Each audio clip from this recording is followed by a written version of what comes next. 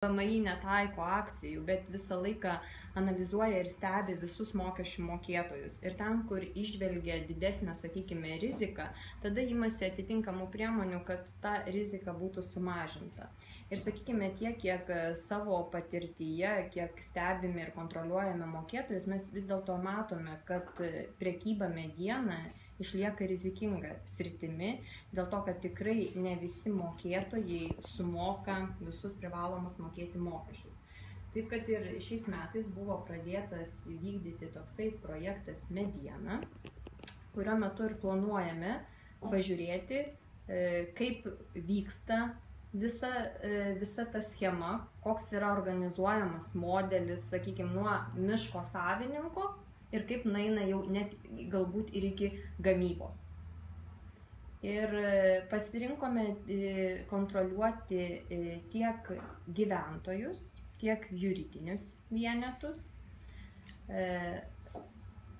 Taip pat atskirą dalį ir analizuosim miškotvarkos projektą rengiančius asmenis, kur irgi mus domina, ar visi registruoja individualią veiklą, ar apskaito ir deklaruoja visus mokesčius.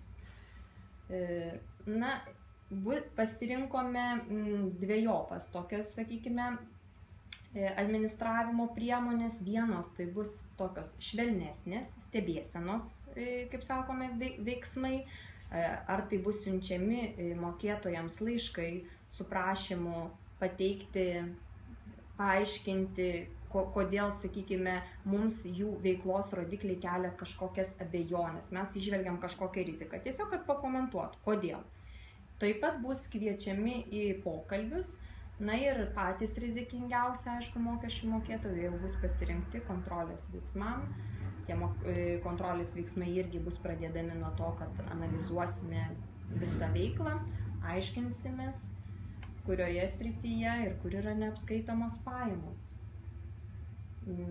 Bendrai kol kas esame šiuo metu apgalvoję patikrinti apie 100 įmonių ir 1000 yra gyventojų. Bet šiai dieną, aišku, tai skaičiai gali keistis.